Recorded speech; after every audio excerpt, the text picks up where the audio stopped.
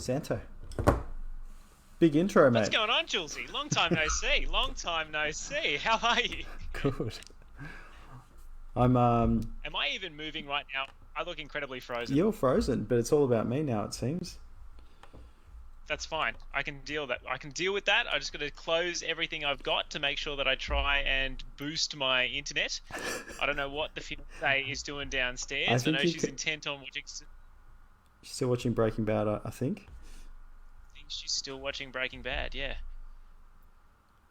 Oh, all right. It... I might just end up with this horrible face for the entire time. What if I stop sharing my screen with you? Does that help? Hold on a second. It says I can't. I just need to connect to the camera. What's going on?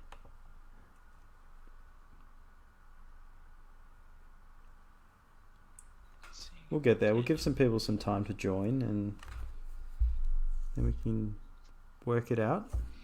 Do you want me to hang up and call you back? Ooh. Hold on, I'm just turning. I just turned my camera off and turned it back on, and I've magically reappeared. Oh wait, how good is that? Are you in OBS? You are. There we go. Look at that. Everyone just fantastic. Enjoy. We're back. Do we officially make this our start now after that very, very bumpy road? I think we have to. Molly all right, bang on. Molly really liked the freeze frame of your face, so thank you, Molly. It was one of my better looks. How are you, Molly? Welcome back to Must Play. It's been a long time since we've actually sat down and had a chat for an extended period of time about anything, games or movies or tech, Jules. How you been? It has been a very long time, but we still have been seeing each other quite a bit, so that's fine. Yeah. I've got my mark fix. Look, 2020 hasn't gone how anybody planned. I was supposed to get married this year and go to Italy, which is why we sort of put these things on hold for Must Play, expecting that we'd revamp the show a little bit, and then of course coronavirus has just ruined all of that, and we find ourselves bored and in lockdown 2.0 down here in Melbourne. So what better way to pass the time than sit down and have a bit of a yak to you about what we've been playing a lot of in the past month? Because we haven't stopped. The latest. We might not have been around, but we definitely haven't stopped. Well, we haven't been chatting about it online, but we've certainly been playing a lot of video games to pass the time during this coronavirus shutdown. And undoubtedly, the biggest and greatest of 2020 so far has got to be The Last of Us Part 2, right, Jules? It has to be. It's probably one of the greatest of all time, controversially. So, yeah, I'm very keen to talk to you about this and keen to hear what everyone else thinks about it as well. I know we've had a lot of discussions with our friends, but it's good that we can finally put it out in the open. Spoilers galore. People have had enough time to play it, I think, so... Oh, absolutely. It's been more than a month, really. Part 3 is about to come out. But yourself. Exactly. It's only your fault if you haven't finished the game by this point. I do already apologise to my brother, who has currently borrowed my PlayStation to finish the game. Sam, if you see this, please do not click on this link. Because we're going to be talking about everything in the game. I mean, we're just going to... free ball it. That's not the right word. I'm pretty sure that means when you're not wearing underwear. What freestyle? We'll go with freestyle. We're going to free ball it. Winging it. I'm really glad that you, by the way, have copied in all the chapters from the game, because if you hadn't actually put this in front of me in a document, I'm pretty sure I would have forgotten pretty much 80% of, because it's such a dense game and so much actually happens. It's a long game. We'll get into all that. We'll break it down as we go. We'll give our thoughts on whether or not we thought it was too long and all that right at the end. But, I mean, it is a critically acclaimed game, 94 on Metacritic, which is one of the highest of all time. Not as high as the first game, mind you. That being said, it was bombed in terms of user reviews. That was an entire scandal unto itself. And I'm pretty sure Metacritic has completely revamped the way user reviews work. Yeah, I think you've got to wait 2 days or something until you can post your review or something like that. Yeah. Internet outrage aside, why don't we just get started? Let's get stuck right in with the opening of the game. I mean, it's been 5 years since The Last of Us Part 1 came out. I absolutely adored that game. I'm pretty sure you did too. So, First of all, what was your hype like rolling into this game? Because it was obviously delayed. I think we had to wait an extra 2 months or 2 months more than we thought. Yeah. So, I mean, did that at all dampen your spirits heading into this game, or were you just ready to go? No, it didn't. It gave me something to look forward to in the lockdown period. So that was it was actually nice to wait that little bit extra, and it was worth the wait, in my opinion.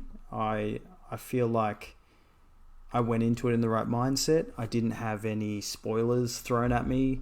I know there were spoilers floating around online, but I managed to avoid them, unlike every other thing I've ever done.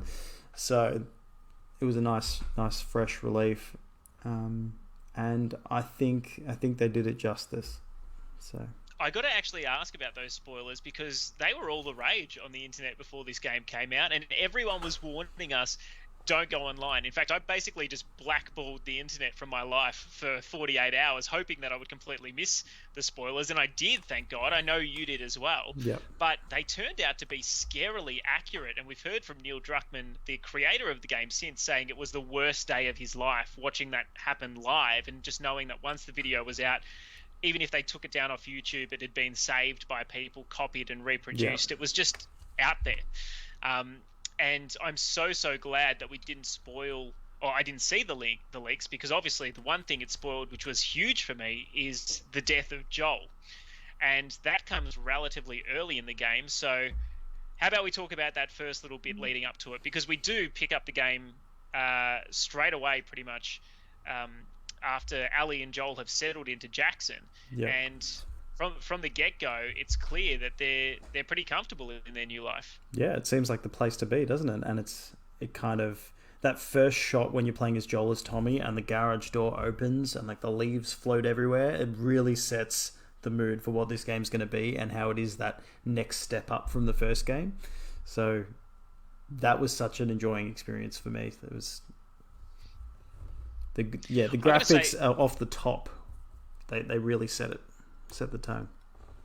It was the perfect place to start that game, wasn't it? I mean, you got a feel for the environment, you got a feel for the world straight away, and the amount of life that they managed to inject into Jacksonville, just as you're walking through there with Joel and Tommy, and clearly all of it's scripted, and I'm sure if you waited around long enough, you wouldn't get the same feeling as if you just kept walking through as the game intends, but it really feels like you're in a living, breathing space for that first 5 minutes to throw you right back into it and just get a feeling that life has changed for these two characters who were living day to day by the skin of their teeth. Now they're in a really comfortable environment. Yeah, they're going to the pub, they're meeting people, they're falling in love, they're getting into, local drama. Like it's just like they've really settled in. And it's kind of it's nice to see Ellie as an adult now, because you feel like you can experience so much more with her without that, worry of she's still just a child experiencing all this chaos. Yeah. And she can definitely hold her own. I mean, don't get me wrong. I mean, a lot of time has passed. I think it's about 4 or 5 years since the first game, in-game in terms of how much time has passed. And, I mean, she has changed phenomenally. She's a much more confident character, but she's also a much more complicated character, whereas in the first game, she was really just about, she was essentially the package that you were carrying, and you do see her develop a little bit, but really nothing happens with her story arc. It's all about Joel the first game, so to shift to Ellie, the entire tone of this game changes as well. I don't know if you ever played it, but there was that DLC for the first game called Left Behind, when it introduces you to Ellie and her friend that she fell in love with, and then the moment that they were bitten by these zombies and lost their minds together. That was really, it was poetic almost, that whole DLC, and it's quite lengthy as well. So that really set it up for Ellie's game. I was going to say I never played the DLC, but I do remember her telling that story in the first game. So when you say she fell in love, is this sort of the start of that the lesbian relationship that was made a lot of in this game, which we'll get to in a second? Yeah, the whole DLC is about her and this girl together. So that really set it up, and it really set up Ellie's story, because as you said, Joel was the first one, then the Left Behind DLC kind of set up Ellie a bit further. Then The Last of Us 2 is Ellie's story, but it's not just Ellie's story, because in the first 15 minutes of the game, you're also playing as this other character, which kind of threw me at first. I didn't know who this woman was. you pretty much play as her. You play as 3 characters within the first 15 minutes of the game because you start off as Joel, so it quickly swaps between them. And you're right, as soon as you play as Abby for the first time, which for a lot of people, if they hadn't been watching advertising material or hadn't had bits and pieces spoiled, I mean, for me, that came out of nowhere. I was like, who the hell is this person? Why am I playing as her? And for the first, that entire first sequence, I was really confused. I was trying to think to myself, why have they got me playing as this character, which with no context, and it became instantly apparent why they decided to go down that route, even in the first act of this game. But we might as well talk about what sort of leads to that moment, hey Jules, before we get to Abby, which is, I mean, they really intelligently, I think, put out that bit of that clip of the game where Ellie kisses Dina at the dance about 6 months before the game came out, and that doesn't actually happen in the game, or you don't see that flashback ultimately for about 75% of it. It comes really, really late. Yeah, towards the end, yeah. But it was amazing how, having seen that advertising material and knowing that would have been seen by so many people, because that was the centerpiece of their E3 demonstration, I think, last year, that it gave so much context to the game going straight in. And the whole friction it sets up between Ellie and Joel is that Ellie's trying to be her own person. She's in love with this, or, you know, she's falling for this other girl, Dina. Joel steps in to try and defend her because of some bigoted comment, which was made by the bar owner. And that's where the friction between Ellie and Joel starts. And you can feel that Joel sacrificed everything he had in terms of his own humanity, effectively, in the first game to save Ellie by murdering so many people. I mean, he got back some of his humanity by doing that as well. But you know, this is the girl that he risked it all for. This is it, and she no longer really wants to be a big part of his life, and that's sort of hard to watch. I found it hard to watch. She almost hates him at a point when she discovered that he was lying. I think that really just set her over the edge, and she almost wanted nothing to do with him anymore. Because he didn't just lie to her; he ruined any potential chance of a cure, which is exactly what Ellie saw, and I think she blamed him for that. Yeah. I mean, that's something that plays out throughout the entire game, is something that we almost don't know initially whether or not Ellie even realizes what happened at the end of the first game when we start. But it becomes apparent as the game moves on that she was acutely aware of it before we even started playing as her. So I think they did that really well to keep the suspense and the that tension between Joel and Ellie going throughout the game, despite the fact that Joel had ultimately died. So, I mean, we've had a bit of a chat about what sets it up, this whole barn scene, this kiss, but ultimately you do end up playing as Abby relatively quickly, because all you get as Ellie is a quick patrol. You basically get the feel of this is how they're protecting Jacksonville, but it's not until you start playing as Abby that the story really starts to push forward. I mean, you see her talking to, oh God, what was his name now? I can't even remember. Oh, her mate. Yeah, her mate. The one that she has a former relationship with, but now he's knocked up another girl. He knocked up Owen. Oh. So, and he reveals that he's impregnated this other woman that they know, and she's clearly a bit upset. And you get the idea that they're on a mission, and it has to do with Jacksonville. And it just turns out that mission is Joel, but you don't necessarily... You get a hint of that, but you don't really know it right away. And I got to say, I think that opening sequence with Abby was one of the best when it came to The Last of Us in terms of it's infected, because the hordes of infected, exactly. We never got that feeling in the first game that there was a horde out there that you could stumble upon effectively a small army and be stampeded over, but they do it really well in this sequence. Not just you running away with them, but that dynamic shot of when she's squeezing through the wire fence and they're all leaning in with their arms trying to get you, even though I didn't really know who Abby was at that point in time. Yeah, you felt for her at that moment. And then, of course, she's saved by Joel and Tommy really, really quickly, and they escape together only for it to turn really, really quickly. So, God. I mean, did you see that coming? Nah, I did not see Not that at all. coming. Nah. As soon as she got out the gun and shot him in the leg, I'm like, that's it. Ooh, That is it. He's done. Like that, you thought he or was done. he's never gonna walk again. That was that. I'm like, you've just played as Joel for like 5 minutes earlier, or whenever it was, and now they're killing him off. Like, I'm like, what the? I could not believe that was happening, and I was very sad. I was very sad.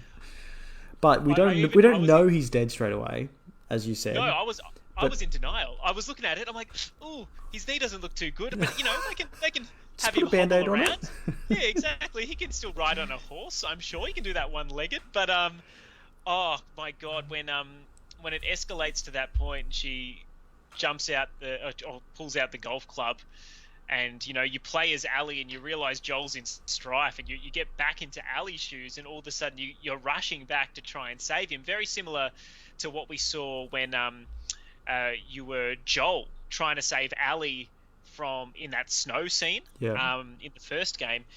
You felt the tension. It was building and building and building, and by the time you get to that house, to have it so You know what's dramatically coming as well. Like you exactly to go have it. down those stairs to the basement or wherever it is and open that door and she's just standing there with a golf club. I'm like, But God mind you, damn. I honestly thought that that Allie would have saved Joel at that point, even though he had his leg knocked up. I thought she would take out a few of them and then just fail at the final hurdle. But ultimately, she stopped and isn't able to impact at all, and we just get to watch Joel get a golf club, a 9-iron taken to his temple, while Ali is looking directly into his eyes. It's one of the most brutal scenes I've ever witnessed in a video game, and it was impossible not to just feel atrocious at that point, because you had moments earlier played as this character who ends up killing the man that you spent 20 hours with in the first game. No, it's still haunting me now, but it again, it sets up everything else going forward, and I'm not sad that they killed him off, to be honest. As we mentioned before, Joel's game was the first game. He's still around. He's now just a memory. So he's an old man. He's an old man, and I mean, we can maybe touch base on his impact throughout the game, but it still is very centered on Ellie and Joel's relationship. You get it in a different way, whereas in the first game, it was very much about them getting to know each other. This is almost the reverse, when it's her reminiscing about so much that they actually experienced together in between the time between the first game and the second game. So, and to be honest, some of those flashback scenes were among my favorites in the entire game. As much cool stuff that we get to do in the present, those flashbacks particularly, I mean, do you want to talk about them now, Jules? Are you happy to just sort of run through the flashbacks and then we'll get back to the game? There are a few which are genuinely remarkable, and they start off with, in my opinion, one of the best ones, which is when he takes her to the museum for her birthday. Yep. And it's not violent. It doesn't involve anything but a really well-paced surprise, a birthday surprise, ultimately. And you think it's all about these dinosaurs and Allie's ecstatic, and then it just goes to that next level. And it ultimately ends up in this really quiet moment where she is in that space capsule, just listening to recordings of what I imagine would be Apollo 9 or 11 or something, and it just was captivating. I couldn't look away from the screen. Yeah. And I'm sure you must have felt something similar. Yeah. It was very emotional. That whole sequence, there were a few other little things in there that I picked up that I just thought were really they nailed it. Like the whole first game was this thing where she couldn't swim. So the first thing you learn in that flashback is she knows how to swim now, and she's good at it. And, Joel has taught her. And she's gone on about dinosaurs and loving dinosaurs and stuff, and then for Joel to just like open up these vines or whatever he did, and there was a freaking giant T-Rex there. That was just like a child, taking her back to her childhood as well. And I didn't know this, but Molly pointed it out. You could climb the T-Rex. Did you not climb the T-Rex? I didn't climb it. Oh, you got to climb it and jump off at the top. I know. I walked around, but I think I just like nudged it, thinking, no, I can't do anything on it. Anyway, if you replaying this game, go and climb that T-Rex, because I watched a video of it and I regret not climbing up that T-Rex. You got to do it. I got to say the one thing that this flashback really highlighted to me is just how well they did the intermittent dialogue. So as you're moving to a certain place, or interacting with different things in the world, you get different bits and pieces of dialogue which are all dependent on what you're actually doing. So you would have missed out completely on the interaction between Joel and Ellie, where he's telling her, "Don't you dare jump off that dinosaur once you get to the top." Yeah. And it's almost daring you to do it, and you almost feel like a kid, or the "don't push that red button" moment where you're like, "I absolutely need to smack that or jump off the top of this T-Rex." I don't think I've ever seen dialogue done so well in a game, and immediately that gets a big tick from me when it comes to my feelings on this game moving forward. The characters felt more human than in any other video game I've ever played. Yeah, you really grow attached to these people. And that's not to say they're perfect. I mean, they're incredibly flawed, but their flaws are just grounded in emotions that make sense. So that's what I really appreciated. I mean, were there any other flashbacks that sort of stood out to you? Well, I think going back to the hospital, the Fireflies base, and kind of seeing these empty rooms which were once full of Fireflies, and Ellie realizing what had happened and finding that recording about her, that was an emotional flashback. And then her confronting Joel, that was a big one. That was a big one, and it needed to happen in terms of the story. It was something that they so easily could have gotten wrong, but I feel like they hit the nail on the head. And the relationship between the two of them made sense afterwards, where it was, Allie's still obviously very appreciative of what Joel has done for her, but it's now stained by the idea that, I mean, she says it herself, her life in that moment, even if she had died, would have really meant something, and he's in a way taken that away from her. So it's a double-edged sword. Joel couldn't have won either way, but he did it because at that time he felt like he wanted to save this thing that was so near and dear to him. And anyway, I thought they nailed that. Do we want to run through, I suppose, our favourite parts of the game before we talk about the division of Ellie and Abby, and how I suppose they were almost two sides of the same coin? Yeah, sure. Because, I mean, for people that have played it, they would know that essentially the game is almost split into three acts, I like to think of it. You start off as Ellie, playing to a certain point in the game, which is this confrontation with Abby, and then you almost revert back to the start, and you're playing as Abby all the way back up to that point for the second act, and then the third act is when you start playing as Ellie again, and it actually takes you to an entirely different part of the game, because the first two chapters are entirely set in Seattle, and this third one takes you down to Santa Barbara. So why don't we start with Act 1 when you're playing as Ellie? I mean, how were you... I mean, it kicks off with a slight open world area, which I wasn't expecting. Yeah, it did, and I don't know if you did it, but if you explore every single building, you get an achievement for that. I did that. I did not get that achievement. I'm spewing, because I honestly thought we would get back to that point.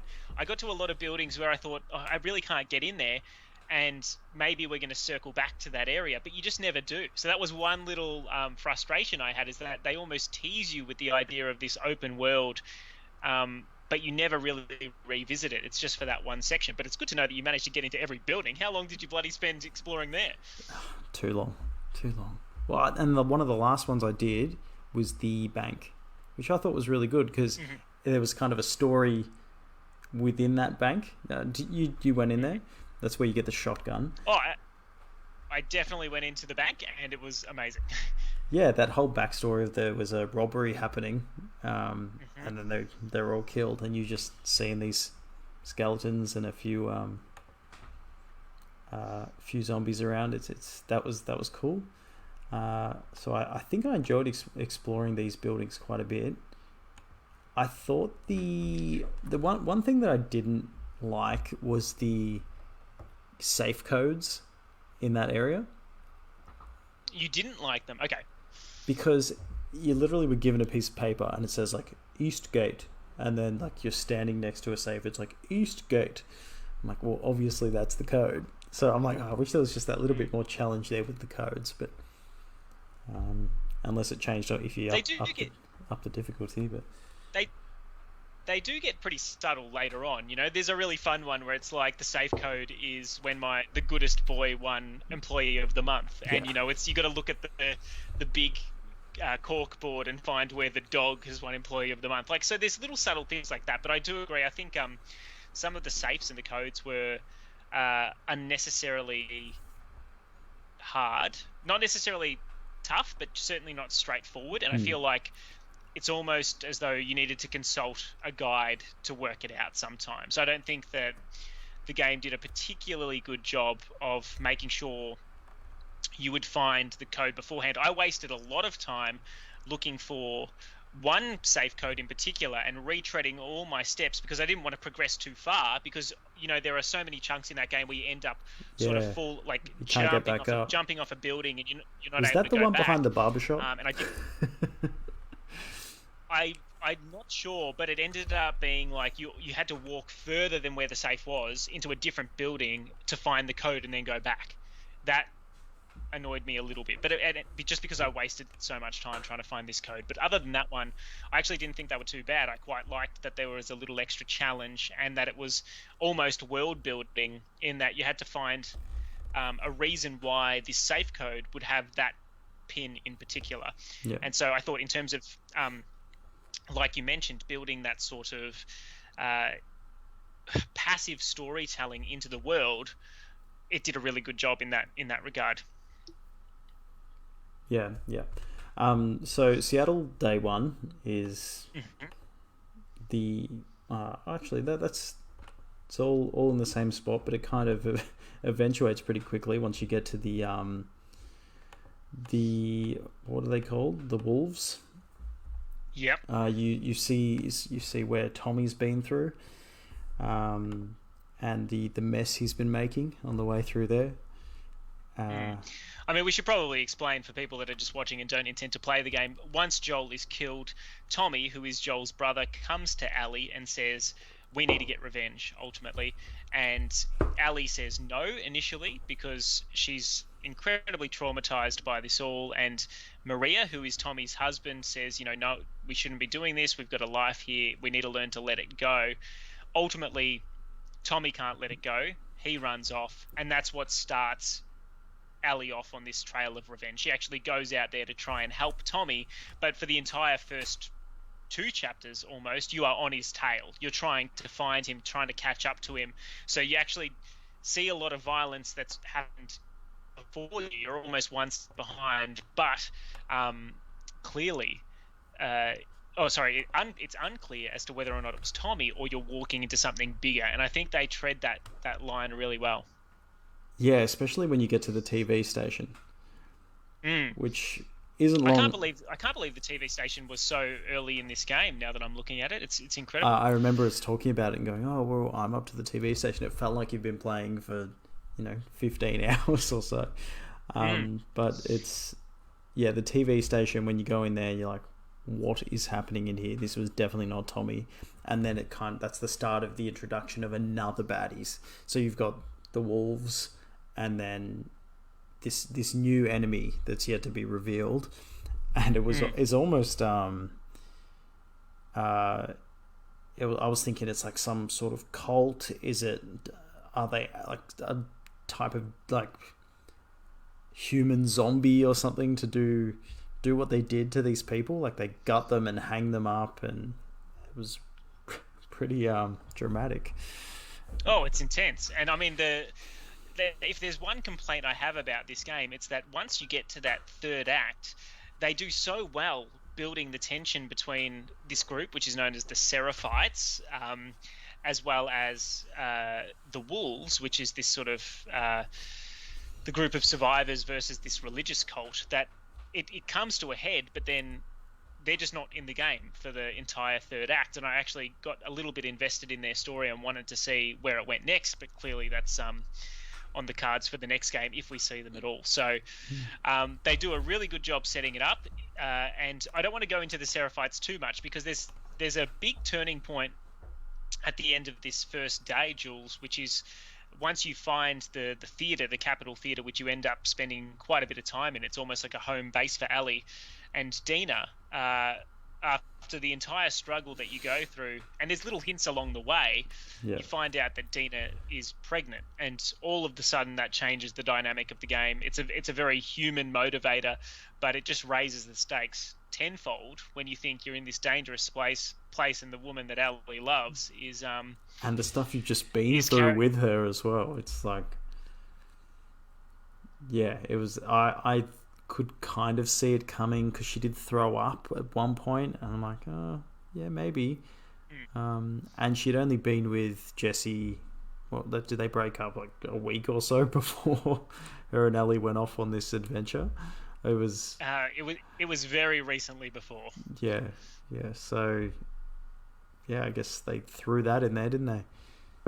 Yeah, I mean, we've already missed one of the big scenes of this game, which has caused much outrage, which is the scene where they find the marijuana den, and Ali and Dina actually hook up. I can't believe we completely glossed over that. It was an interesting scene. It was a good scene. It was a great scene. And a lot of people sort of questioned. It was funny actually when I was listening to Neil Druckmann talk about the rating for this game and what people wanted in it in regards to respective countries.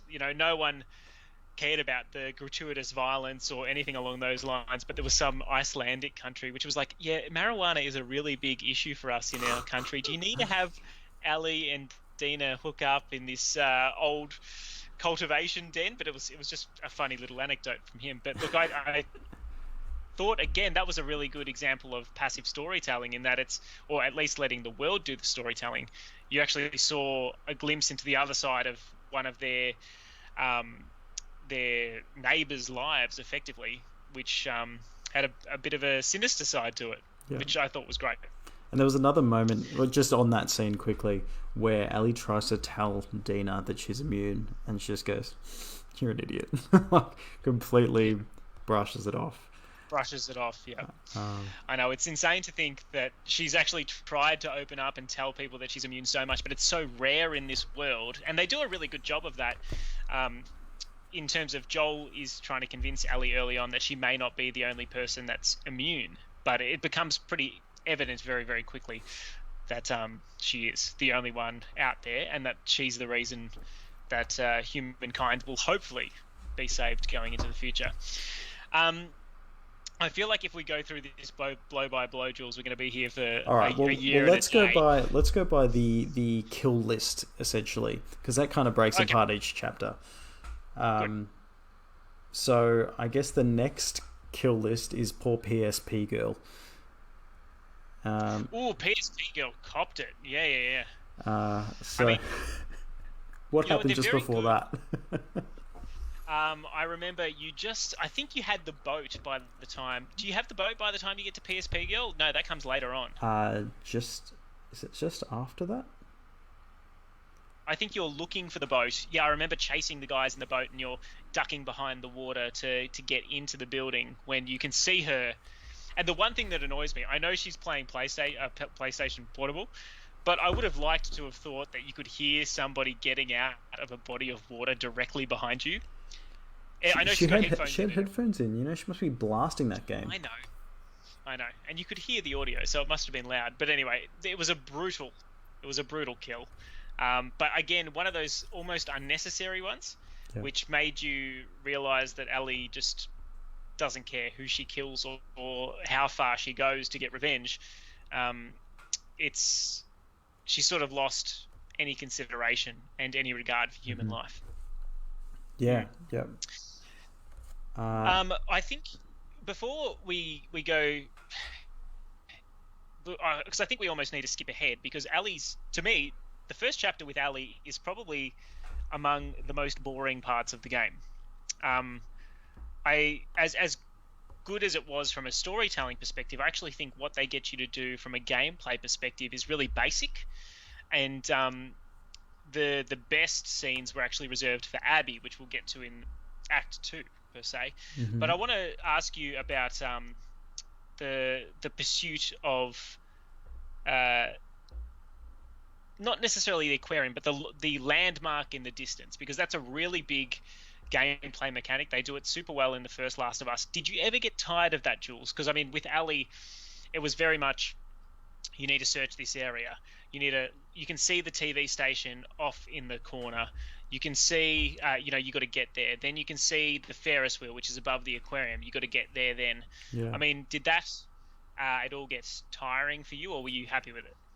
I think if the game wasn't what it is, like wasn't as pretty as it was, and as enjoyable as it was, it would have been a bit draining. I could see that in any other game. Go here, go here, go here, go here, cutscene, cutscene, cutscene, cutscene. But I think how they did it, how the cutscenes interacted with the gameplay, it broke it apart perfectly.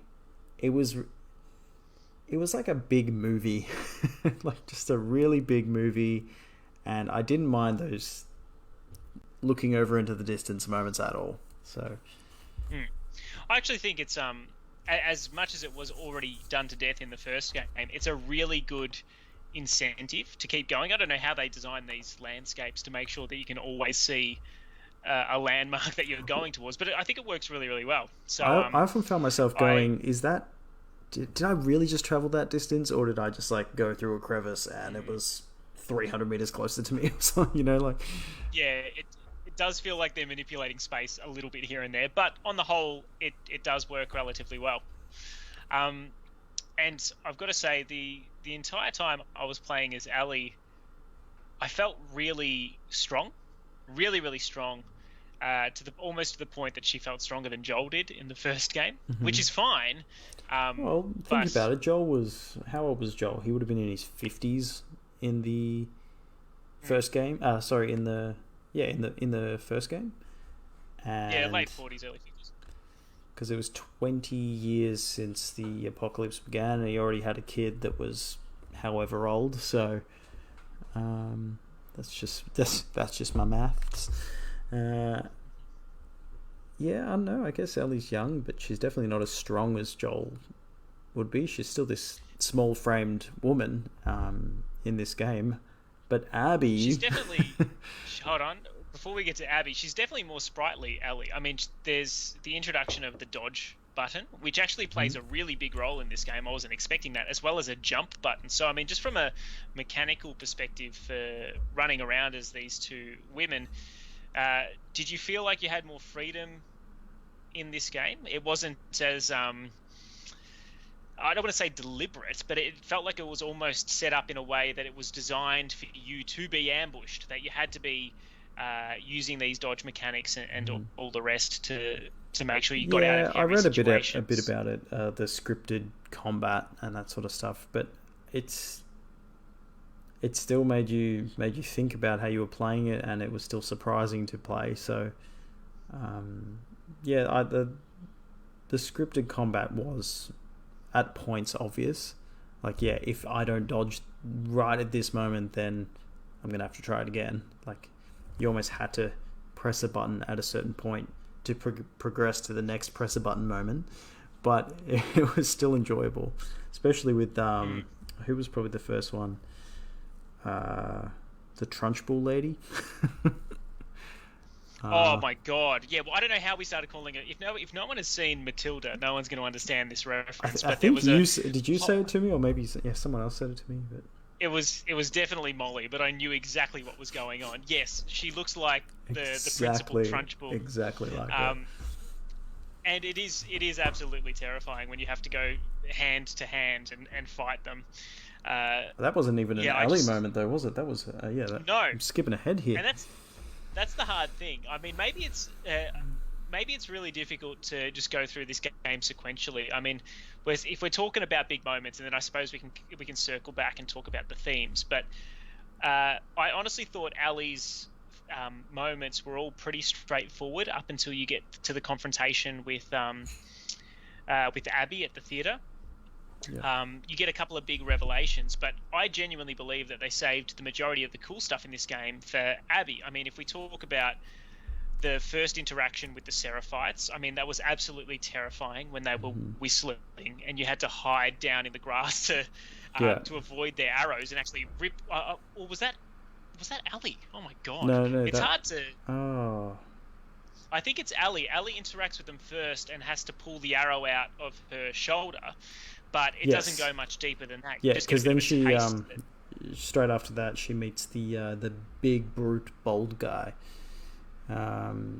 So yeah, that is Abby does meet them first. Ali does meet the Seraphites first. Can I also just say the difference between Ellie and Abby's gameplay is the first chapters you're playing as Ellie, you're almost playing with no in-game consequence. It's just progression.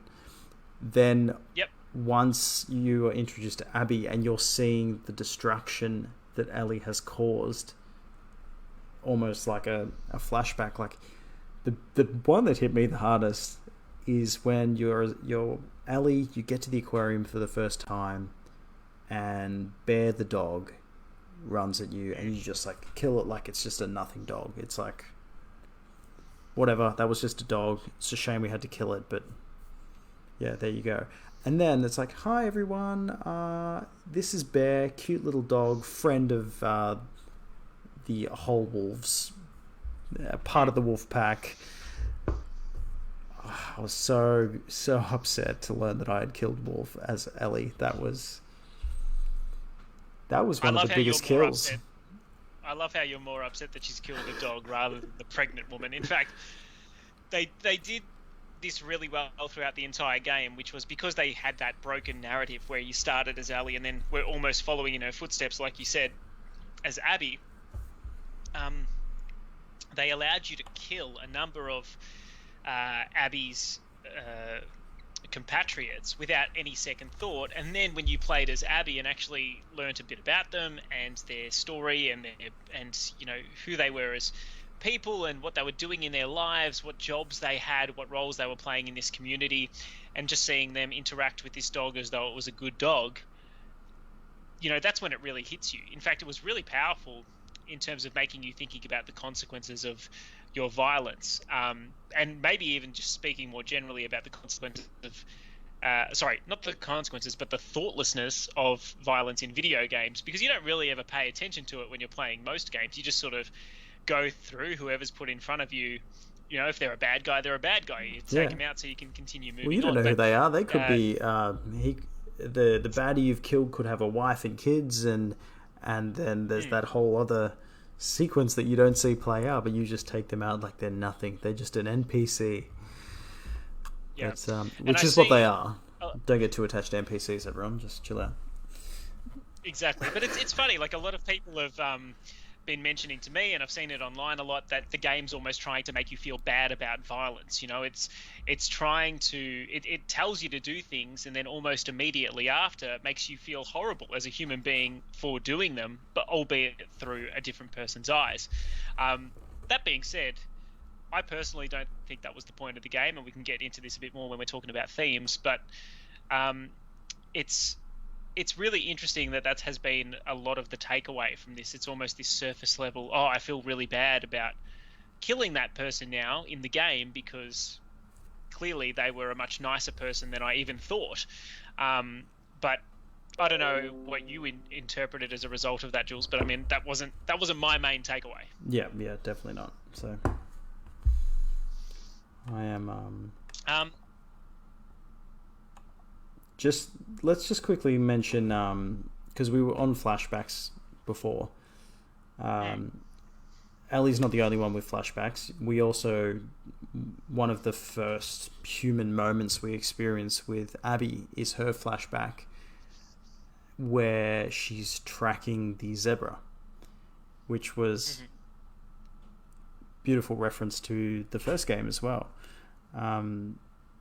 But how did you find that sequence? Did you feel like you could connect with Abby at that moment, or is she still this woman that killed Joel in your eyes. No, I very quickly started empathizing with Abby as soon as I realized her motivation, because I mean that's a big thing initially. It's why did she kill Joel? What was the whole point between this massive turning point in the story? But once it's clear that she is the daughter of the surgeon who was going to perform the procedure on Ali to make sure that there was a cure, and that Joel killed him to save Ali, it was.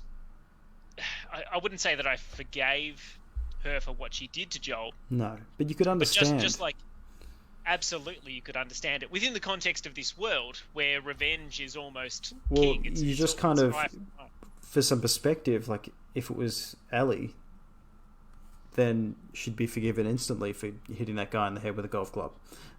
You know, not necessarily forgiven, but definitely justified. Justified, you know, that's the right word. Yeah. You couldn't criticize her for it. So immediately I was sucked into Abby's motivations, and you almost, as a result, because the initial revenge on Joel seemed so justified, as you were playing as Ellie, and when you get that feeling as Abby that, you know, you've killed all my friends, what are you doing? Why won't you stop? You've already killed my dad. I've got one back on you. Why are you continuing to just actively hurt me? I definitely felt like I was on Abby's side more so than Ellie's. Mm-hmm.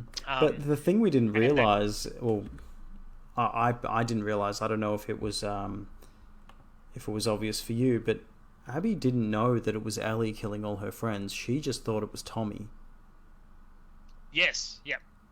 So she didn't have that hatred towards Ellie. She didn't even know who she was until when? When was the moment that she realized, or did she even? Probably in the theater, the showdown.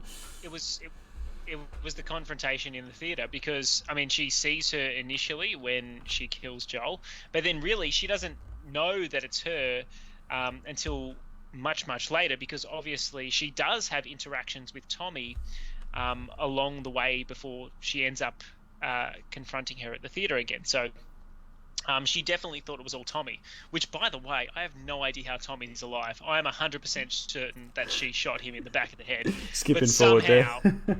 somehow the bloke is just alive. So, yeah, I don't know. If we have a think about the progression for Abby, because very Ellie's tale, but for the same token, I mean, the only person that you really see, that you really feel like you're on the back foot for, is when you go to find Owen and Mel, which is obviously Abby's former partner and his new girlfriend, which he is about to have a baby with, and obviously both of them have been killed along with the dog that you mentioned. That was a pretty heartbreaking moment. Yeah. As Abby, but to be honest, everything outside of that, I think the best bits of her story were external to her friends dying, like the connection that she forms with Yara and Lev, those two Seraphites who ultimately save her life, and then, you know, end up, you know, they both help and distrust each other, was absolutely fascinating. And some of those sequences with them are among the best in the game. I can just, like, when you get stuck in that house and when it's pitch black initially and you're trying to run away from the stalkers in the forest, that's an incredible sequence. Yeah.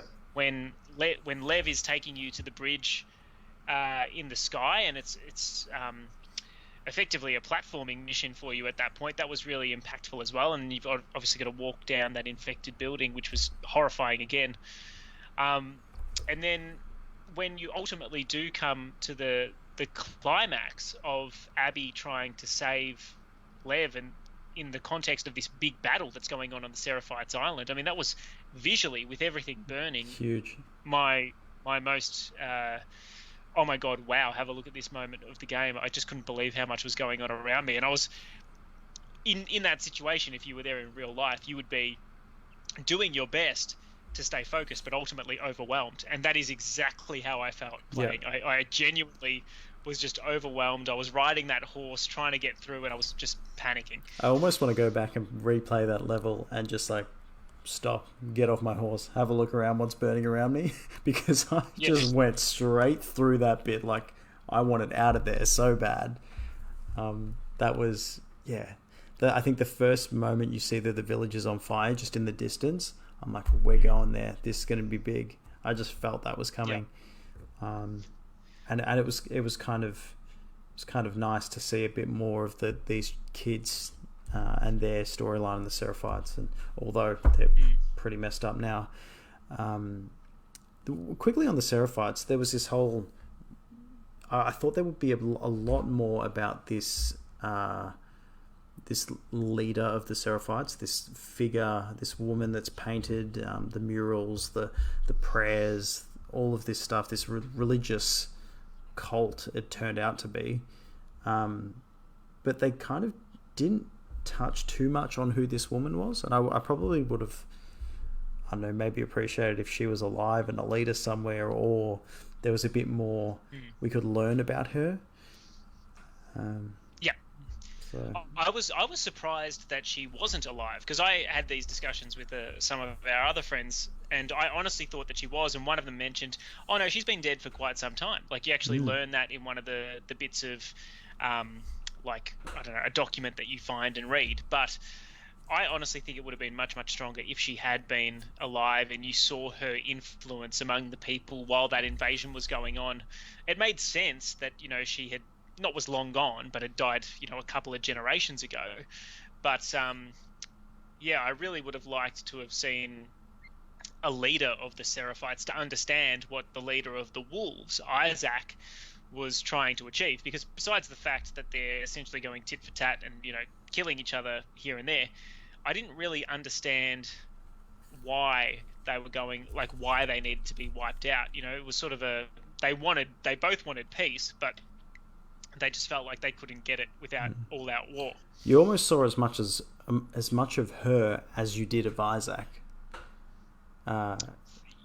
Through paintings and stuff like that. Yeah, because there were only 2 or 3 scenes with the leader of the Wolves, and he's taken out pretty quick. So, yeah, you could essentially. I'm pretty sure. I don't think he's dead, to be honest. I think he's going to come back big time in the next game if we do see a third title. But yeah, I really think that climax was fantastic. The final confrontation with Isaac between Abby and her, when ultimately Yara loses her life in that process.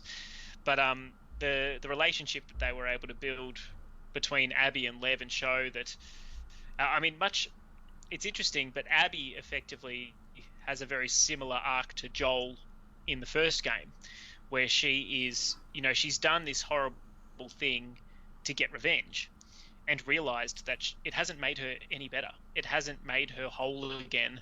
She's still having these horrible nightmares of her father dying. And don't get me wrong, they do change over time, but it's interesting that once she has achieved her revenge and realizes that it's empty, that to redeem herself as a human, she effectively starts to look out for these kids, regardless of what group they pertain to. So I found that really, really interesting. And plus, it served as an interesting other side of the coin, if you will, to Ali, who was chasing her revenge. But you've already achieved revenge with Abby, and you know that it's just hollow on the other side. So it was that entire second chapter was probably my favorite of the game, which I was shocked by. I didn't think it would be. I didn't think Abby's portion of the game would be my favorite, but I definitely think it was the most impactful on me. Yeah, no, I agree there. And then I guess the theatre showdown, which comes just at the end of Seattle Day 3 for Abby. Abby goes into the theatre. Ellie's who she see first? She sees Jesse first. Jesse's killed. Well, she sees Tommy first. She's got a gun on Tommy.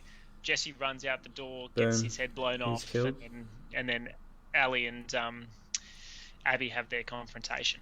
Yeah, which is we also see the same scene at the end of day 3 for Ellie as well. So that's the turning point there.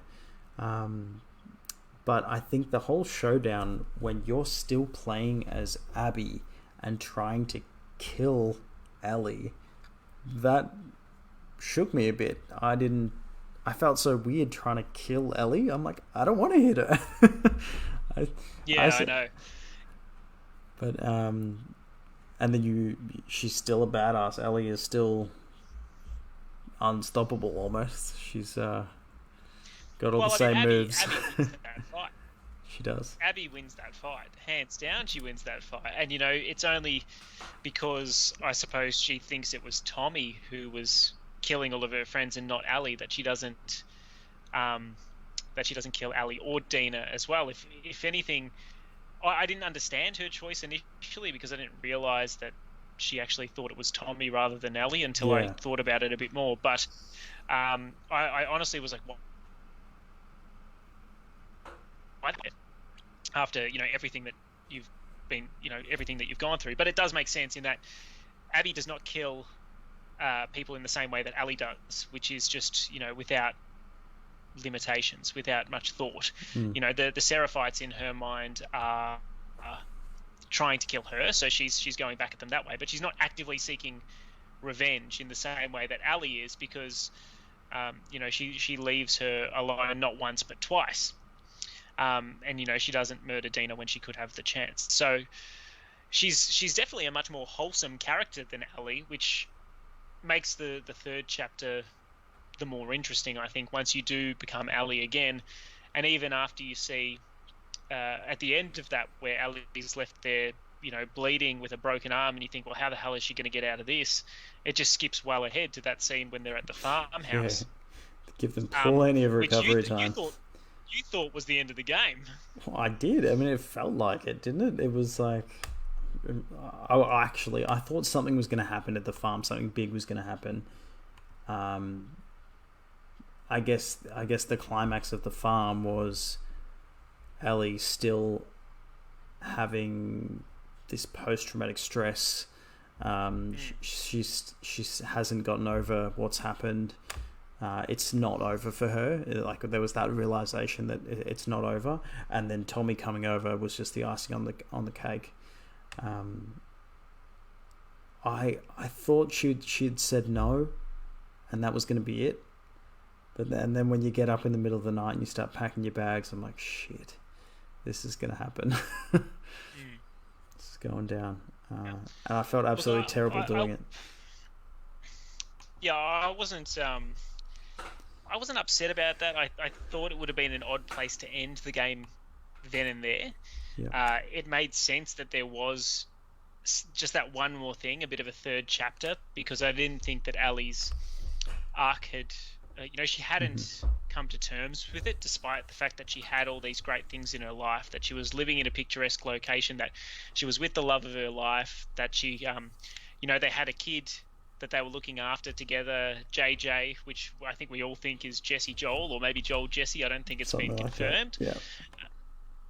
But it's interesting that she was willing to walk away from that. But I suppose it just goes to highlight that if you are all consumed and obsessed with a goal that sees you willing to sacrifice everything that's good in your life to achieve it, then nothing good is going to come of it. You're always going to just end up hurting yourself more than you end up hurting the other person. So we end up launching into this third act, which happens in a completely different area, which is Santa Barbara, Jules. Yeah, which was one of my favorite parts of the game, I've got to say.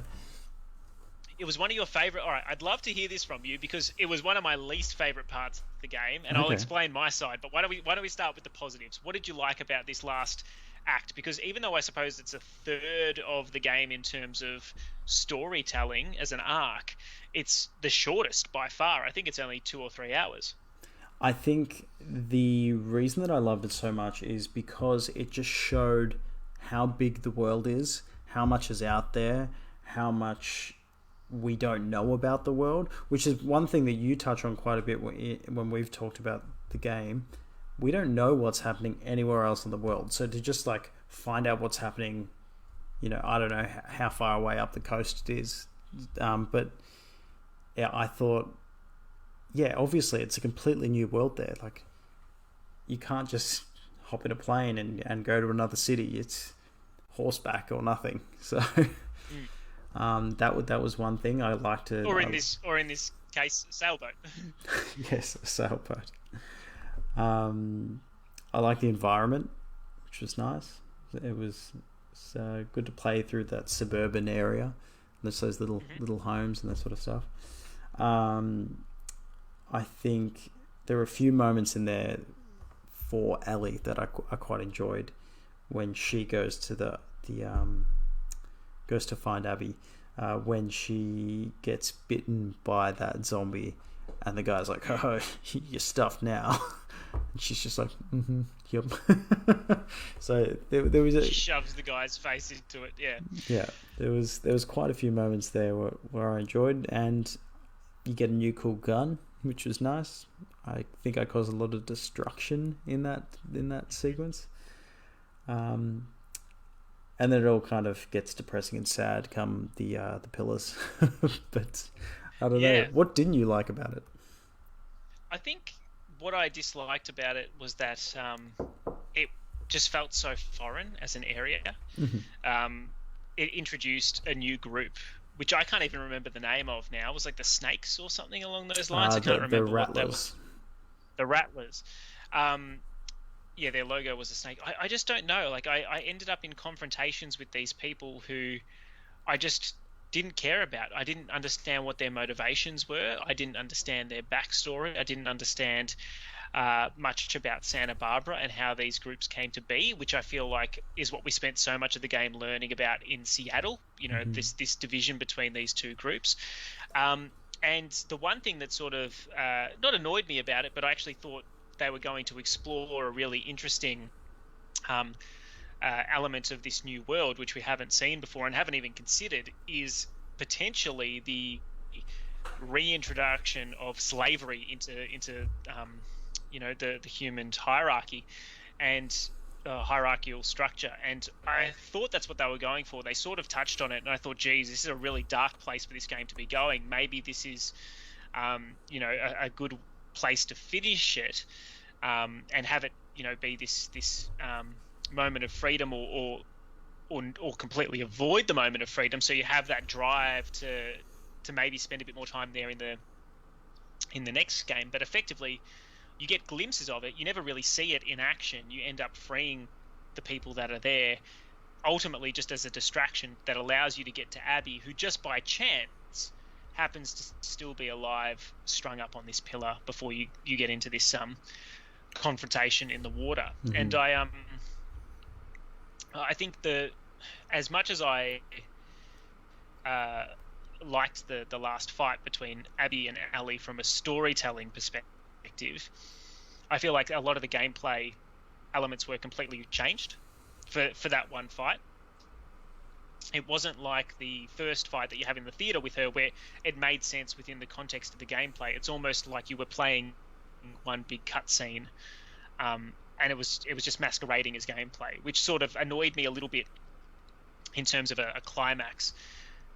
That being said, I think the way that Ellie leaves Abby alive was positive for her character. I think it actually rounded out her character arc quite well. I agree. But I think my issues with that third act just have to do with the new setting, the new environment. It didn't feel like it was fleshed out, and it felt a little superficial compared to the much more nuanced storytelling that we got in the first 2/3 of the game, where a lot of that subtle storytelling about the world and characters within it just made it feel much more alive. That was my issue with it. I don't know if you can agree with that at all, but that was just one. I see where you come from. One part that I wish they had tweaked a little bit. Although I do understand why they had to move to a new setting, because it had to do with looking for the fireflies. Yeah. It's just quickly on the fireflies. When Abby's found the old fireflies base, and she's using the radio, and she's going through all the radio frequencies, and she finally finds one. I didn't realize until reading up after that she actually had made contact with the Fireflies. I thought she was talking to the Rattlers, but supposedly she Oh, was in touch with the Fireflies. And the game, no. Yeah, she was definitely in touch with the Fireflies. Yeah, I 100% got that while she was talking on the radio. yeah, and that I thought that the Rattlers must have discovered her from talking on the radio, and they were just like bullshitting her until she came outside and they whacked her one. So that was nice to hear that she actually had made contact with the Fireflies. And when you do finish the game and the title screen changes, there's also another reference there to the Fireflies headquarters, which is the one that she referenced and the location that was spoken about in the title screen. So I'm interested to see what happens. It was a very interesting way to finish the game and actually have that be almost such a subtle nod. In fact, I didn't even realize what it was until I spoke to you afterwards, and you were like, "Oh, how about she found like the boats clearly made it to the island? She must have found the Fireflies." And I'm like, "What?" Yeah, I had to boot it's the not game obvious. back up to have a look at it because I just felt so drained having come to that ending with Ellie, where she's almost lost everything, that I almost didn't pay attention to the title screen. I just thought, oh yeah, whatever. They've it's a new title screen. Yeah. Time to play New Game Plus. And you look but at obviously it had so much meaning. you look at the first title screen, the rowboat in the stormy weather. I guess that was Abby's boat, and the game is pretty much saying this is Abby's story. Yeah.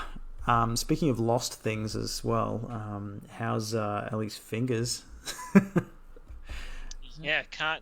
That's another thing that just killed me. I mean, she sacrificed not only the love of her life, her family, her humanity, her home, but she's also lost the ability to play the guitar, which was her one real connection that she still had to Joel. Which, by the way, I mean, can we just talk about the use of the guitar in this game as both a storytelling device? Before we and do, just quickly before yeah. we do, can I just say, I mean, there's a few people watching at the moment, so if you want to let us know your favourite bits, please let us know. We'd love to hear what you thought of the game, or some moments that you found were really great, or some moments you found weren't quite the best, or tell us why you didn't like the game. I'm curious to know. We've already got a couple of comments. I mean, Zach McCallum has said it's a masterpiece, 10 out of 10, and we'll get to our rankings a little bit later, Jules, but I fully agree that it's a masterpiece in terms of game design.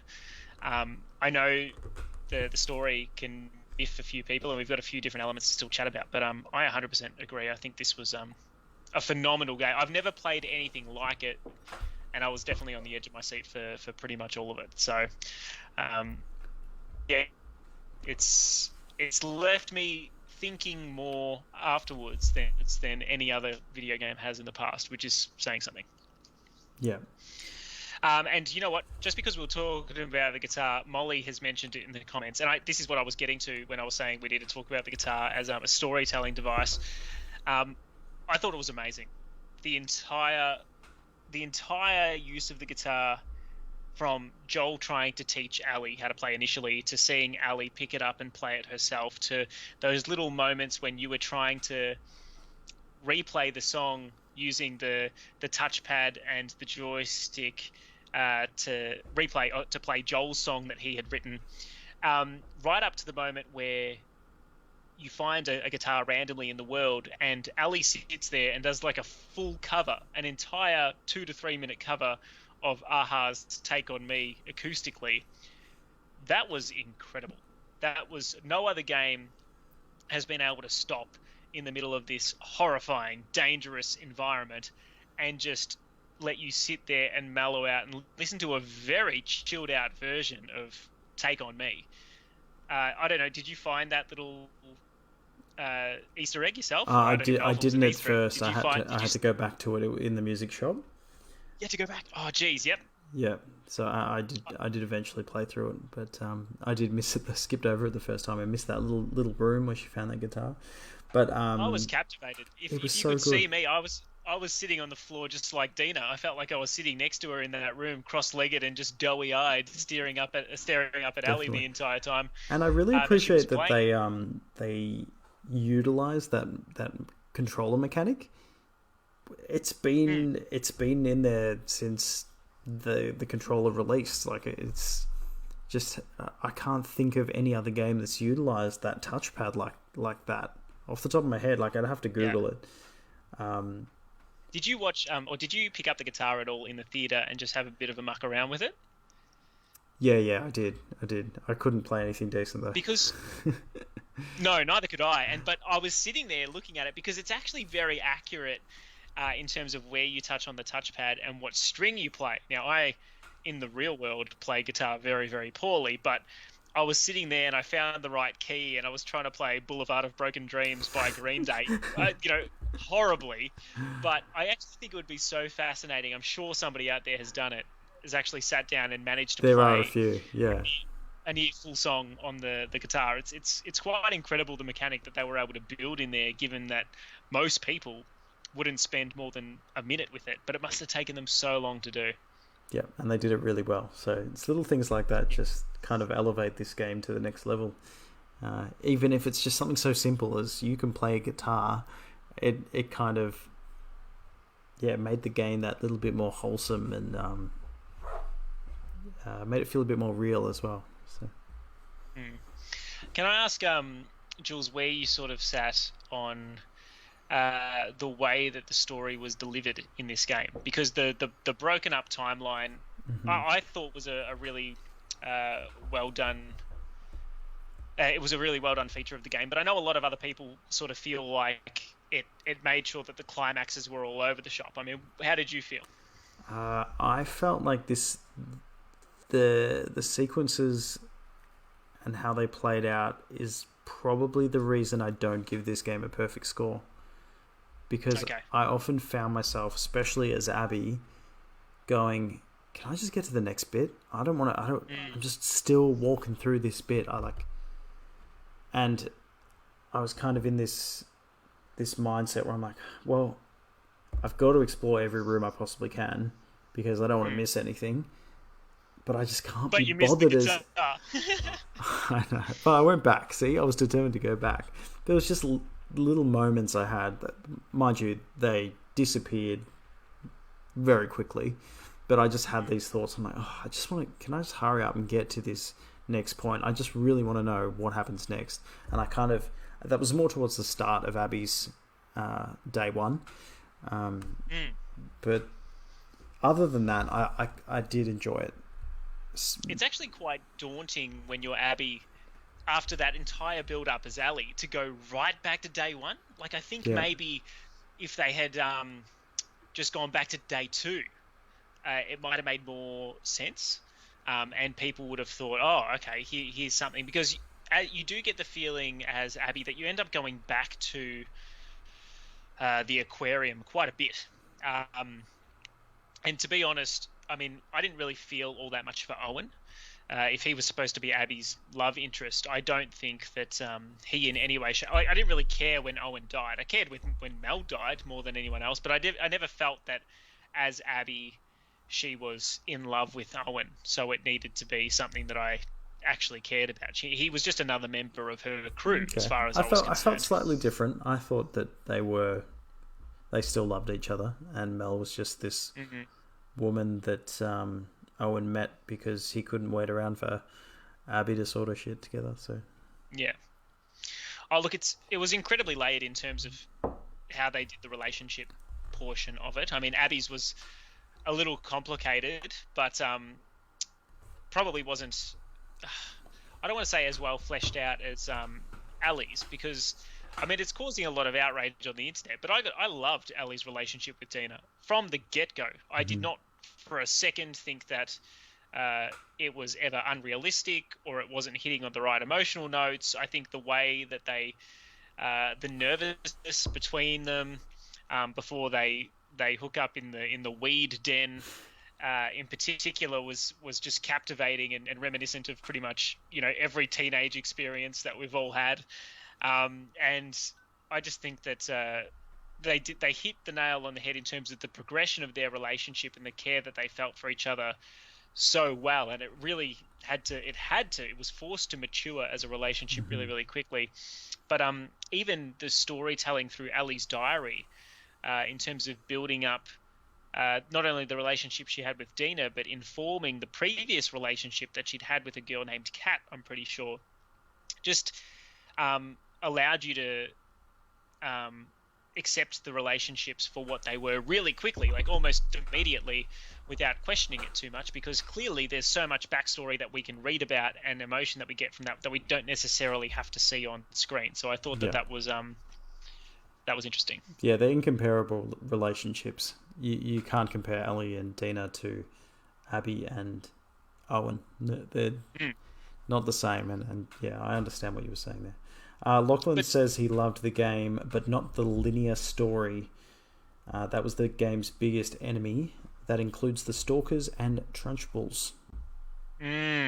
Actually, well, he brings up a good point. I mean, we haven't really spoken about the enemy design at all, Jules, because there's a couple of new infected enemies in this game, a couple of new human enemies in this game. I mean, we've already spoken about the Seraphites to a degree. The Trunchbulls fit into that setting.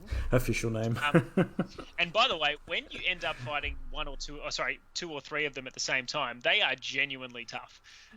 There's one scene in particular when you're trying to go back to the I would say it's like a caravan that you leave Lev and Diara in as Abby, and you sort of jump off the freeway and you're just confronted with them in this shipping container yard, and that was really tough to get through initially. Yeah, that was a tough one.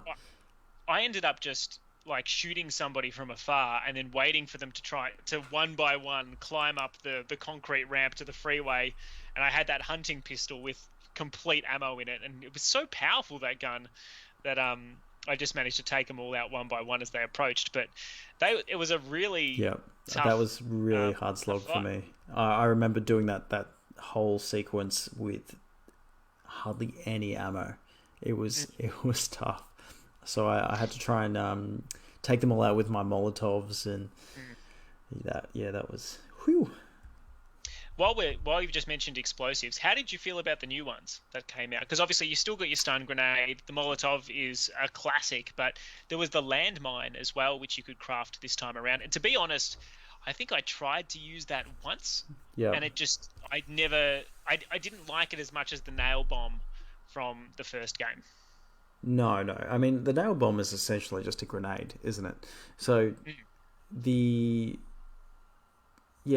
new bombs are different. I see what they were doing, but I didn't mind them. I found that the smoke grenade, I think it is one that I definitely didn't utilize at all. And watching videos and gameplay of people that do use it, I'm like, why didn't I use this? Because Molly pointed out some videos, and it was just, these people are machines at this game. They'll just throw a smoke grenade, take out everyone like it's nothing. So I feel like it was a very underappreciated explosive device. I've got to say, if you use the smoke grenades, they're great as to keep the game in stealth. In fact, my brother, as he's playing through it now, raised this issue with me the other day, because he and I both loved going through the first game essentially just full stealth mode, trying not to be found out by anyone in these combat encounters. But it's actually really hard to do that in this game. I feel like it's almost geared more towards a shootout, and maybe not necessarily a full-blown shootout, take out a couple of enemies here and there, but then they'll send in a second wave, which is almost impossible for you to take out in stealth, because they start walking all over you. You can't do it no matter how patient you are. So you need to use the smoke bombs, you need to use other things, and you need to run away a lot if you're ever overwhelmed. It's run away, hide in tall grass, and then wait for it to die down, which I know isn't the most realistic thing ever, and that's probably one part of the combat I didn't enjoy as much. I also wished that they spoke about it in some developer interviews about verticality in the game, given that Ali could jump and traverse the environment a bit, but I didn't really feel like that was used particularly well when it came to the stealth aspect. It wasn't an I don't know. obvious feature, was it? The jumping, like you still had to climb stuff. Like it wasn't unrealistic jumping. You still had to. You could climb things in the first game as well, so it wasn't totally different. I guess it was just made you a bit more agile and you could move around a bit easier. But I don't think I ever utilised that in a stealth combat scenario. Maybe in a shootout, as you called it. But just on explosives again. The one explosive that made it for me was the explosive arrows. Oh my god! Finished the game using the explosive arrows. were sick. Once I just loaded up on them, addition. just take out anyone. That was so good. It was so much fun. I know they were easily one of my favorite parts of this game. And look, I don't know whether it was my own frustrations because I wasn't finding the materials particularly well, but it was quite hard to craft explosive arrows. So when you did get a good handful of them, geez, they were good to use. I kind of almost want to say that the way you get the bow in this game, I glossed over it. We were talking about character building and world building and passive storytelling through the environment, but you pick up so many notes talking about this master archer and hearing about how he was, he'd gone against the soldiers and that he was going to, potentially get himself kicked out of the colony or executed, and then you stumble upon him as an infected in the garage. I thought that was just such a powerful scene. Yeah, no, I really enjoyed that. Can I ask you about the infected horde, the new infected zombies that we've got now? Because, the bloaters are still around. We've still got the clickers. In fact, I think the clickers are a little bit easier to kill than they were last time. Mm-hmm. At least they felt that way on the normal difficulty I was playing on. But there were a couple of new ones, which were the Stalker, mm-hmm. which I'm keen to know what you think about, as well as, what were they called? The ones that spewed acid. Not bloaters, were they? Or they weren't the bloaters. I'm just going to do a quick Google. Molly's probably going to chime up in the comments and let us know straight away. But I thought the Stalker was really interesting, particularly when I was just on edge the entire time. The Shamblers. We'll start with the Stalkers before we get on to the Shamblers. even though you do see the Shamblers first. So, what did you think of the Stalkers, Jules? Good addition. Yeah, I'm always up for a new enemy. It kind of freshened up the game. That was good. And I found you could use them to your advantage in a lot of scenes. So, yep, I like the Stalkers. They weren't difficult though. No, they weren't, and that's probably my one problem with them. I didn't feel like they were. I was never necessarily challenged by one. I did enjoy just picking them off, headshotting them around a corner, as you could see them ever so slightly. It's sort of like they were trying to be stealthy, but really obvious. It was like a Where's Wally puzzle every single time you walked into an empty room. But that I did really like them as an addition, and the ones that popped out of the walls, fucking hell, they scared me so many times. It was it's just you could see them coming so far. Like sometimes I'd be just standing just that far away that it hasn't activated it yet. I'm like, that bastard's going to come out of that wall. I'm going to kill it. I'm going to kill it before it can. I got to say, there was I reckon one time out of about the 10 that you see them in the wall, I killed it in the wall before it popped out of me. Every other time, I looked at it and I thought, nah, no way. And then I would creep up and it would just jump scare the hell out of me. It was definitely something I did not improve at in that game. But what are you going to do? Yeah. The Shambler. You see, it's introduced in a very interesting way with all the red lights and it taking out some of the baddies in that underground section. But they were tough at first. When you drop down that vent and you're in the red room, they were tough. I kind of just threw everything I had at them and just ran as far as I can, but I think the first couple of times I did it, they exploded, and then I was covered in acid, and then I'm on the ground burning, and and then I have to do it all again, and they really make you feel terrible when you die. Yes, it wasn't great. I mean, I did die a couple of times. but not too much given the ease of the difficulty I was playing on. But again, it was weird how they almost felt like the bloater from the previous game in terms of how they were hurting you with these spores effectively. Because I mean, Ali is immune to the spores, so that's why they almost had to bring in the Shambler, which spat acid. Yeah. To try and solve that canon issue, I suppose. Yeah, but they still had bloaters in the game though. They did, but they transformed the bloaters into the bloody momentum monster from X-Men, as that sequence where the bloater was running through the walls, making it seem paper thin like some Japanese spar, was absolutely incredible. Yeah, that was terrifying. Yeah, and by the way, you're meant to lose, or you're meant to get caught by the bloater, as far as I'm aware. So I honestly thought at that point where it grabbed me, I'm like, I'm done, I'm gone. Yeah. No, yeah, safe. And he's got a good grip on your jaw when he he's about. I was prepared to see the outcome, but I guess the last enemy that's worth mentioning, the new enemy, is the Rat King. Yes, the Rat King. The most terrifying, disgusting monstrosity of a thing. Were you expecting anything like this in the game? No, I can honestly say I wasn't expecting to see something like the Rat King. Mind you, no. I'm interested in the way they went about it, because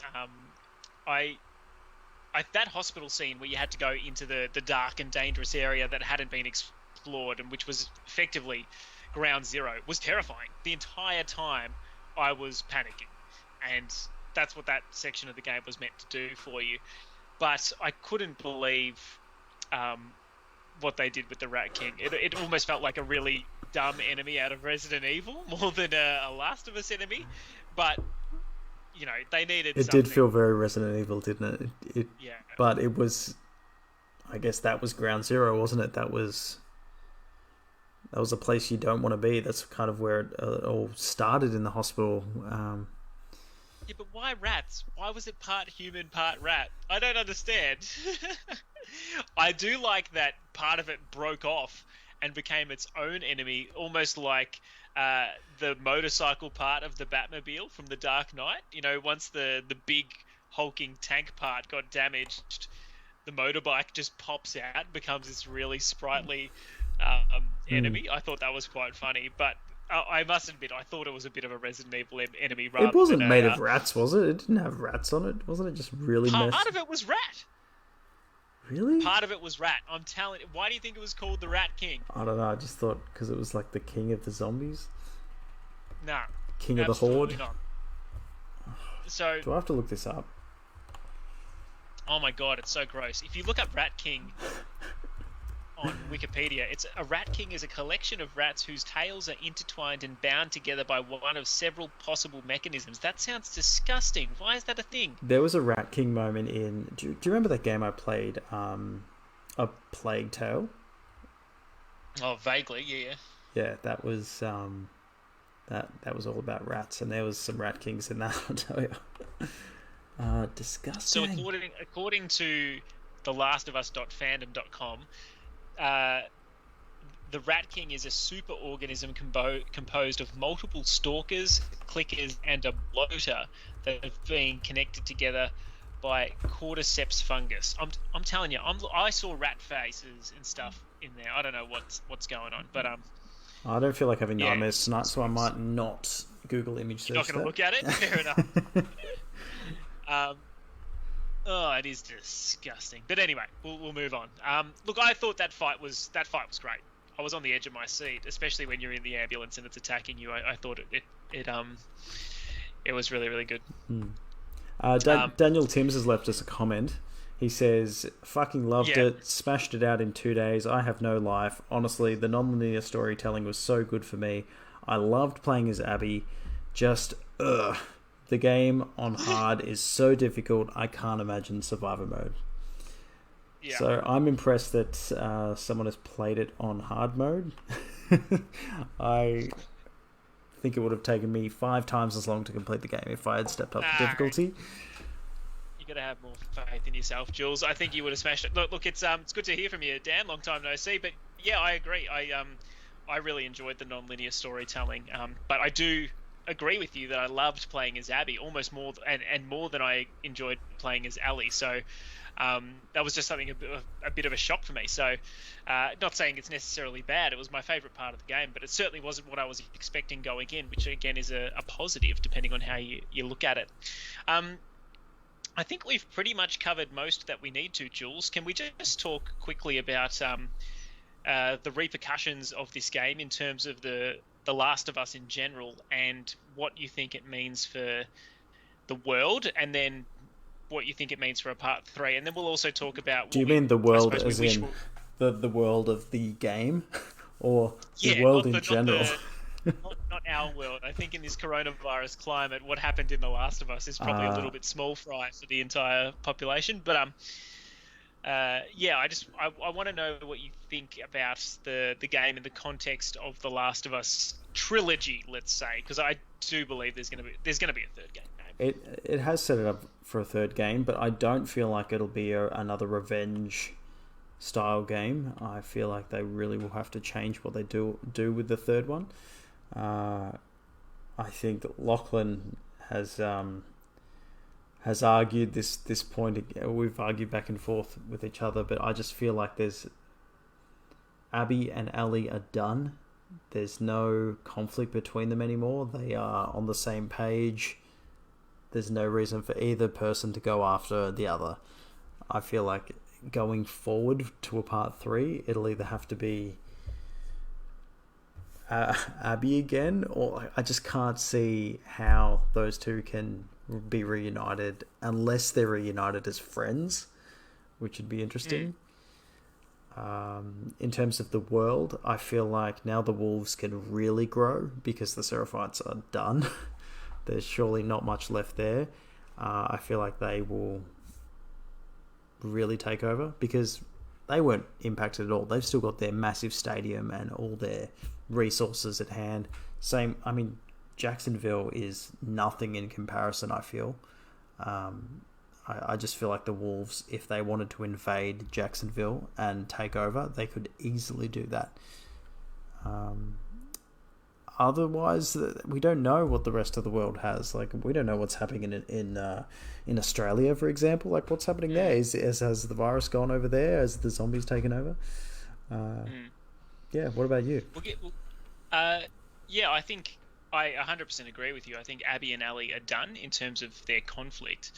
I don't see how they make a third game without both of them still being playable characters in some way, shape, or form. I don't think Ellie is done when it comes to her redemption. You know, she's come to terms with her grief, but she hasn't necessarily done or made amends for the horrors that she committed in this game. I do genuinely believe that this was attacked from a storytelling perspective as a sequel. As the second of a trilogy. And I say that because it's such an intimate story. It's all about Ellie's personal growth and her grief and her lust for revenge. Her arc is the focus of it, but we don't really see any greater impact for the rest of the world. And this is one thing I wish I had seen in the game more. The entire first Last of Us Part 1 is all about trying to get Ellie to the Fireflies so they can create a cure and hopefully make the world a better place. Get on top of this infection and move on. We literally see zero of that in The Last of Us Part 2. You don't hear anything about, clearly an antidote hasn't been created, a vaccine hasn't been made, that's fine, but we don't hear about anything that's going on in the broader scheme of the world. Are the infected taking over more areas? Are the humans starting to get the upper hand in certain areas over others?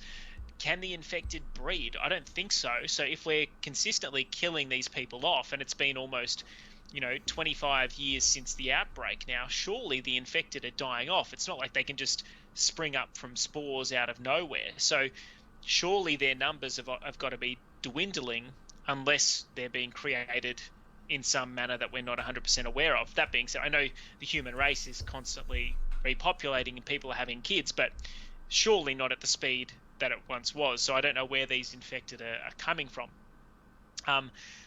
That's what I really would have loved to have not necessarily seen a resolution for in this game, but just been given an indication of, which I don't really feel like we got too much of, except I suppose you could almost take Seattle as an indication that the humans were getting on top of it, because as far as I was concerned, it seemed as though the wolves and the Seraphites outnumbered the infected in Seattle 10-1. Yeah. You were really coming up against them a lot more than the infected, and you had at least an idea from Jacksonville that they had got their patrols down, that in the areas where humans had settled, like the wolves had, that they were managing to keep themselves safe from these infected in some way, shape or form. But I don't know, I just wish that I had a bit more of an indication on what the infected were doing, or what the infection was doing in the world going forward. But I do think that that's going to be the crux of this last game, which is going to have to really focus on Allie and Abby reuniting and finding out that, Abby has to discover that Allie is the key to this cure. That's ultimately it. If she's reuniting with the Fireflies, and the person at the center of their goal, which is to create a vaccine and fix the world, is this woman that she's had a massive run-in with for the entirety of the second game, that's where the conflict is going to be. I can't see it being anywhere else. Yeah. I don't know what that means for the creatives behind this, in terms of whether or not they feel like they're too pigeonholed, but I actually think they're not pigeonholed, because they had to have had a plan for this third game with what they were setting up here. Yeah. So let's just put it out there. Abby is going to reunite with the Fireflies. They're going to be working on a cure. Ellie is going to be mentioned in some way, and they're going to realize that we've got to go back to her, find her, bring her to us, and she will save the world. Is that what we're expecting to happen? Well, I mean, Ellie should go willingly, shouldn't she? You would think that if Abby came to her and said, I want to take your brain out and use it to find a cure, that Ellie's going to go, all right, fine, that's absolutely fine, no worries. I think it's going to be the actual other way around. I think Allie is going to be the one that approaches the Fireflies, because we get the indication in this game that she really wanted her life to mean something. And clearly, I think Allie, on an emotional level, is so broken from what she's seen that she can't find happiness in a family life with Dina and JJ. She wouldn't have, otherwise she wouldn't have gone out for this, this revenge mission again to start that third act. So I think she's desperate for her life to mean something. She feels like Joel robbed her of that. We've heard that from her own mouth. So I think it's almost going to be like Abby builds up the Fireflies a little bit to the point that Allie hears about it. Allie heads to Santa Barbara or wherever this island is to try and find the Fireflies so that she can help with the cure, and Abby is going to want nothing to do with her because of their past. So we'll just have to wait how many years? 7 years? Yeah, another 5 to 6 years until we hear anything about The Last of Us Part 3. But look, I'm fine with that. I don't need this story to be over anytime soon. I love the speculation. I love talking about it with you now. I mean, my God, we've chatted for almost 2 hours. Priscilla's going to be very upset. Yeah. Yeah, it's just like how many games could we talk about for 2 hours, just non-stop, about how it made us feel and think? I mean, it is a masterpiece in my mind. I know it's going to. It hasn't been what a lot of people wanted, but ultimately you don't want it to be exactly what you wanted, because then there'd be no surprise. I think that what they managed to pull off was exciting, and it was different to the first game in a very good way, and it was so much more emotional and it had so much more depth that it's still got me talking about it and thinking about it now. So yeah, and when we finished playing it weeks ago, so it's yep. We've still got a lot on our minds. It's good to get it off our chests. I know it's interesting to me. I wonder, it's so hard to rank as a game, I think, just overall. But where does it sit for you in comparison to the first game, Jules? If we're just going to have this as our parting thought, did you enjoy this game more so than the first game, or less so? The first time I played the first game, that was phenomenal. I don't. That was one of the games that when I first played it and finished it, and I was so invested in it. It was just like one of those. It's probably like the first story-driven game that I've really grown attached to. So it's hard to beat the first game. So I wouldn't say this beats the first game for me in terms of story, but it's bloody close. I'm not sure. I think the jury's still out for me. I definitely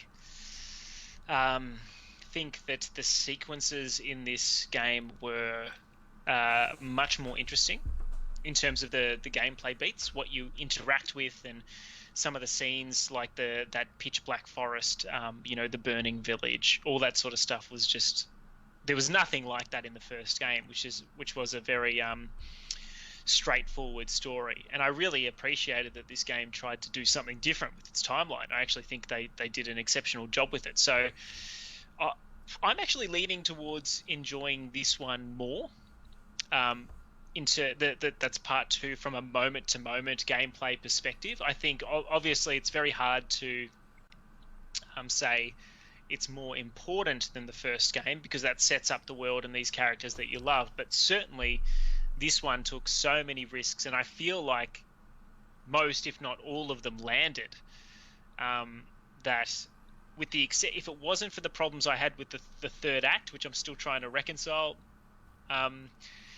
internally, I think that this would have by far and away been my favorite of the two. I definitely think from a gameplay perspective, it's on par, although I do believe that the runaway portion of the combat hurts it a little bit. So I'm not sure whether the AI and the addition of that hurts the game long term for me, but I did love it. So yeah, I think that's basically all I've got to say. Well, I have a few things on my mind that I feel like I could talk about, but we'll get stuck into another vortex and we'll be going all night. Is there a parting thought for you, Jules, before I wrap this up? It's definitely not a parting thought. I got to mention it now. All right, go for it. One thing, because we were just comparing the first game to the second game. One thing that the second game did have on the first is I found myself enjoying reading the notes and finding out all those little backstories. I enjoyed them more in the second game than I did the first game. I felt like they were more relevant, because not only was I reading to find a potential safe code, I was also reading stories about the archer guy. Like, it was just stuff like that. So I think it was a good way to use that. Mm-hmm.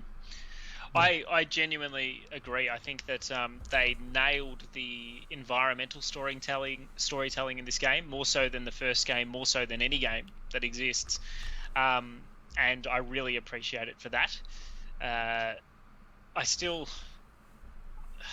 don't know whether it's enough to compare with the fight for a kill. I feel like they did everything so well in this game, but the thing that just keeps getting me is that it feels like it's part 2 of 3, even though we don't know that part 3 is coming. It's sort of like the so Two many Towers. unanswered questions. Yep. It's the Two Towers of the Lord of the Rings trilogy. The Two Towers is my favorite movie in that trilogy, but you know that it hasn't actually come to it, because it didn't come to a proper end. It didn't have a really rousing conclusion. That it's almost hard to say it's better than Return of the King, because you don't get that good feeling at the end of it. You always know that there's more. Yeah. Well, I guess the questions we want answered are: what's going on with the Fireflies? What's Ellie gonna do now that is she gonna go back and find Dina and make up? Like, yeah, I guess they're the two main questions that I've got. Mm. I think if because clearly the theme of this game had to do with not violence in my mind, not revenge, but like the cost of obsession. Yeah. That's how I sort of view this game, and how I think, the Neil Druckmann views it as well, from what I've read and listened to. But yeah, I think the next one is going to be around what is the point of life? Why are we still going on? Like, why have we bothered to continue fighting the infected, to trying to rebuild this world? What is life truly worth? And I think for a lot of the cast, and particularly Dina, it's going to be, happiness, which is, for her family life. For Abby, it's going to be about, continuing her father's legacy and about tradition, and, making sure that stuff gets carried on. And for Ali, it's going to be ultimately sacrifice. They're all honorable in their own way, but I think that's where it's almost heading. That we have to. They love to attack big picture items in this game, and I genuinely believe that's where we're going to see this third one go. Ali's going to want her life to mean something, and she'll make that sacrifice. Part of me really hopes that it doesn't need to come to that point, and they would have refined the surgery to a point where she can survive it, almost like Iron Man in Iron Man 3, where forget about, you were going to die because of this shrapnel, but now you can just be Iron Man and there's no problem with it. So, well, we'll know we'll in 2027, hopefully. Oh my God! Oh, who knows? Maybe before then, will we be free of COVID by then? Maybe Jules? we'll all be zombies by then. Who knows? I know.